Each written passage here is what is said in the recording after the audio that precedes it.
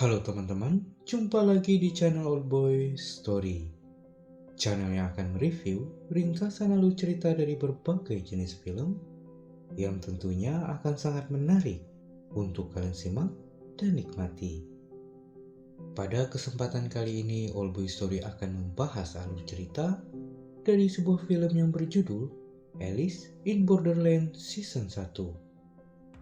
Film ini dipersembahkan oleh Netflix dan dirilis pada tahun 2020. Dibintangi oleh Kento Yamazaki yang memerankan sosok Arisu,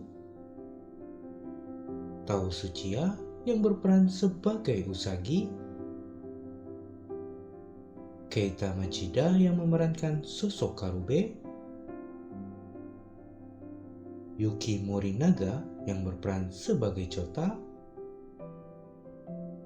Ayame Misaki yang memerankan sosok Shibuki, serta turut didukung oleh beberapa aktor dan aktris lainnya.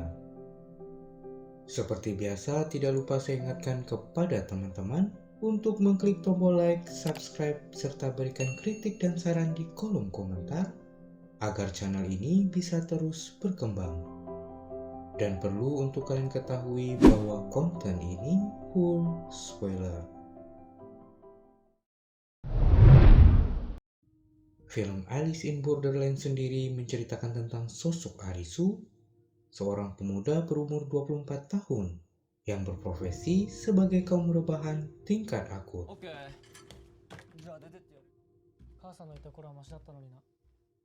Hari-hari Arisu yang hanya dihabiskan untuk bermain game membuat dirinya dicap sebagai calon madesu. Suatu hari Arisu bersama dua temannya Chota dan Karube memutuskan untuk bersembunyi di sebuah WC umum setelah membuat sebuah masalah di persimpangan Shibuya. Listrik yang padam dan keadaan yang tiba-tiba berubah sunyi tentu saja menyebabkan Arisu dan teman-teman merasa heran, lalu akhirnya memutuskan untuk keluar. Saat keluar dari WC umum inilah, mereka benar-benar dibuat kaget karena orang-orang di persimpangan Shibuya yang begitu ramai dan sesak dalam sekejap menghilang dan kini menjadi sepi.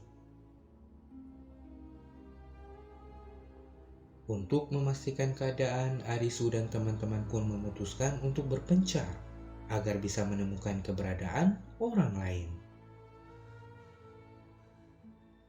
Namun usaha mereka tersebut sama sekali tidak membuahkan hasil dan tetap tidak menemukan seseorang pun selama pencarian.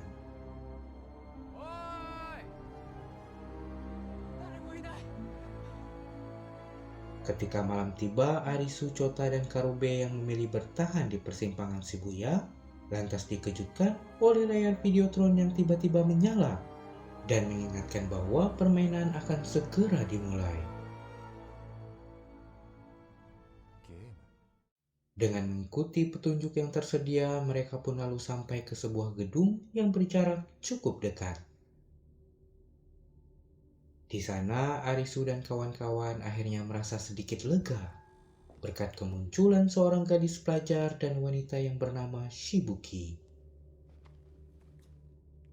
Lewat sosok Shibuki inilah, Arisu kemudian mengetahui bahwa peserta yang keluar dari area permainan sebelum permainan tersebut selesai dan berhasil dimenangkan akan segera terbunuh oleh sebuah tembakan laser yang muncul dari langit. Setelah masing-masing orang mengambil smartphone yang telah disediakan, permainan pun lantas segera dimulai dengan tingkat kesulitan 3 keriting.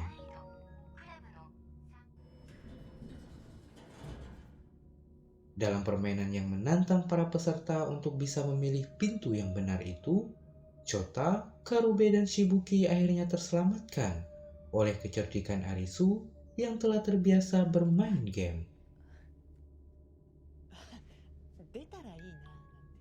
Meskipun sayang, sang gadis pelajar harus tewas karena tertipu oleh ucapan Shibuki dan memilih untuk membuka pintu yang salah.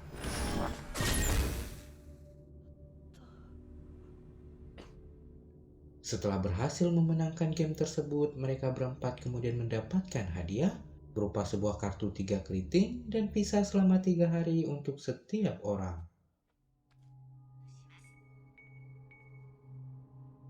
Di sini perlu kalian ketahui bahwa pemain yang kehabisan visa sama saja dengan mati. Dan untuk mendapatkan visa, setiap orang harus mampu memenangkan permainan yang mereka ikuti.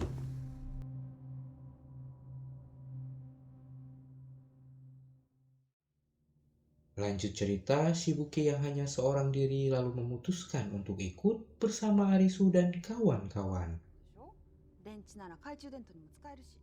Dalam perbincangan mereka yang tengah makan siang, Shibuki kemudian menyebutkan alasan di balik dirinya yang paham akan aturan permainan adalah karena ia telah berhasil memenangkan sebuah permainan 3 hari sebelumnya.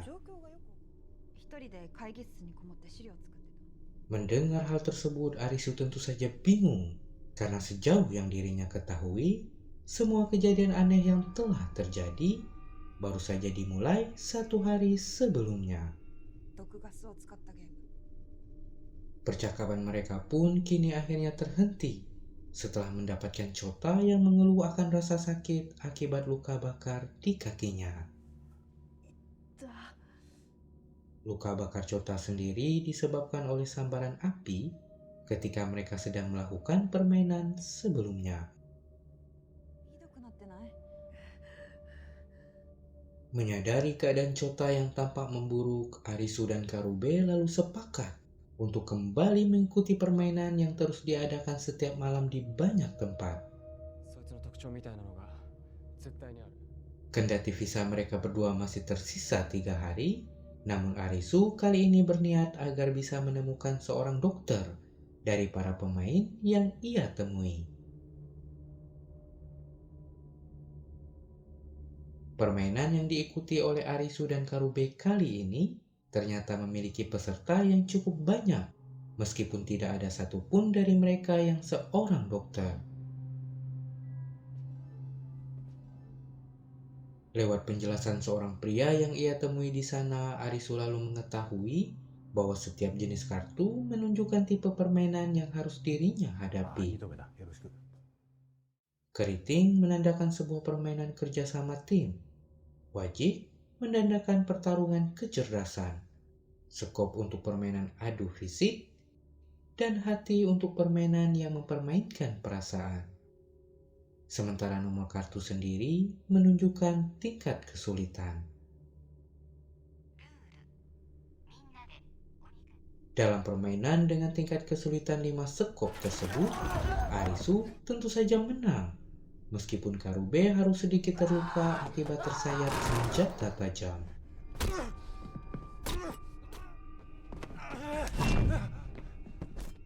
Di sana, Arisu juga untuk pertama kalinya bertemu dengan Usagi, Aguni, dan sosok misterius bernama Chisia. Ketika permainan berakhir, Chisia terlihat menemukan sebuah kartu berisi gambar aneh dari jasad lawan yang berhasil mereka kalahkan. Di tempat lain, Chota yang tidak mengikuti permainan akibat luka bakar yang ia derita, nampak sedang dihasut oleh Shibuki agar mau mengkhianati teman-temannya. Shibuki yang seorang wanita jalang tidak segan-segan memberikan tubuhnya kepada Chota yang polos untuk memastikan kesuksesan rencananya.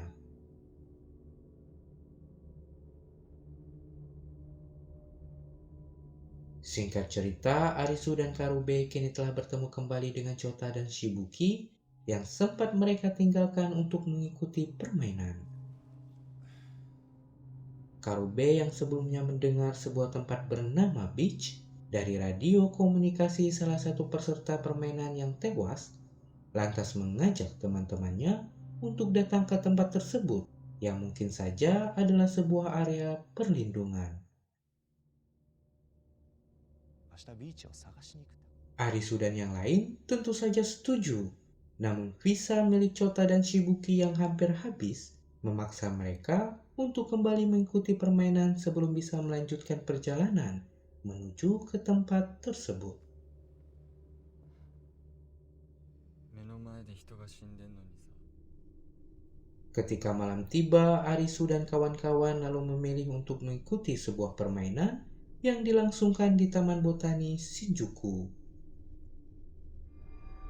Tidak seperti sebelumnya, permainan kali ini hanya diikuti oleh mereka berempat dan tanpa kehadiran orang lain. Permainan petak umpet dengan tingkat kesulitan 7 hati tersebut tentu saja merupakan sebuah masalah besar bagi Arisu dan teman-teman. Karena dalam permainan itu hanya akan ada satu orang yang menang, sementara sisa lainnya dipastikan akan tewas. Dihadapkan pada pilihan harus mempertahankan hidup masing-masing, status pertemanan mereka selama ini dalam sekejap berubah seakan tidak berarti.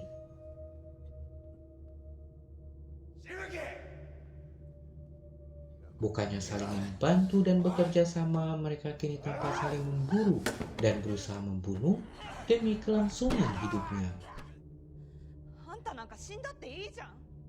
Arisu yang berada di posisi serigala lalu sadar bahwa hanya Korube dan Chotalah yang ia miliki. Tidak ingin teman-temannya mati, pemuda itu pun lantas keluar untuk menyerahkan posisinya.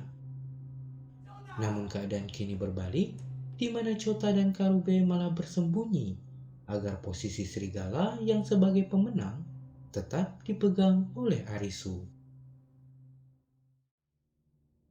Mereka ingin Arisu terus hidup, meskipun hal tersebut harus dibayar dengan kehilangan nyawa. Shibuki yang tersentuh atas pengorbanan teman-teman Arisu akhirnya memilih untuk tetap diam dan bersembunyi bersama Chota. Di akhir permainan, Arisu harus rela menyaksikan bagaimana teman-temannya tewas demi menyelamatkan hidupnya. Melihat secara langsung kenyataan tersebut, Arisu tentu saja syok dan akhirnya kehilangan kesadaran.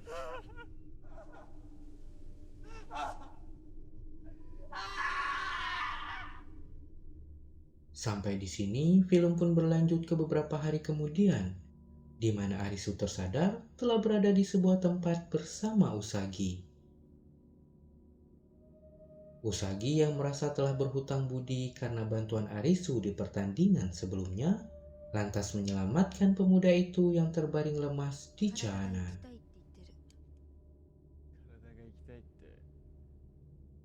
Mendengar kata-kata Usagi yang menyebutkan bahwa lebih baik mati ketika sedang berjuang daripada mati dalam kondisi menyerah, membuat Arisu memutuskan untuk kembali bangkit agar tidak menyia-nyiakan pengorbanan teman-temannya.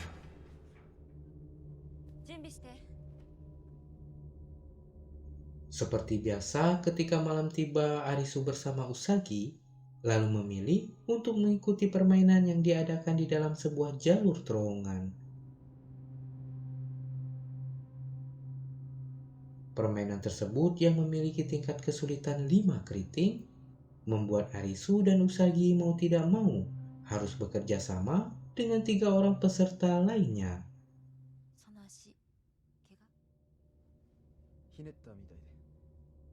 Di akhir permainan, Arisu seakan merasa tertipu karena setelah berlari berkilo-kilometer di dalam terowongan, namun ternyata garis finish adalah bis, tempat mereka memulai permainan itu sendiri.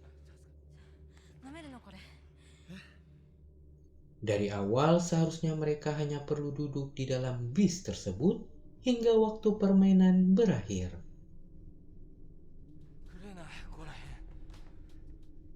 Dalam permainan itu, 2 orang peserta lainnya harus tewas setelah diterkam oleh seekor macan dan terseret oleh air yang membanjiri terowongan.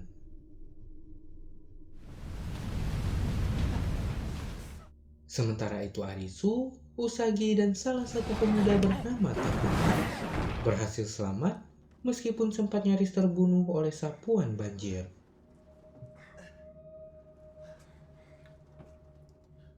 Takuma pun kemudian memilih berpisah setelah berjanji akan tetap bertahan hidup dan berharap bisa bertemu kembali dengan Arisu dan Usagi di lain kesempatan. わかりません。 Singkat cerita, kini Arisu dan Usagi sepakat melanjutkan perjalanan dan petualangan untuk menemukan tempat bernama Peach, seperti apa yang telah diharapkan oleh Karube sebelumnya. Dan sampai di sini, film Alice in Borderland Season 1 Part 1 selesai. Oke teman-teman, itulah tadi alur cerita dari sebuah film yang berjudul Alice in Borderland. Saksikan terus keseruan pertualangan Arisu dan Usagi pada bagian part 2 berikutnya.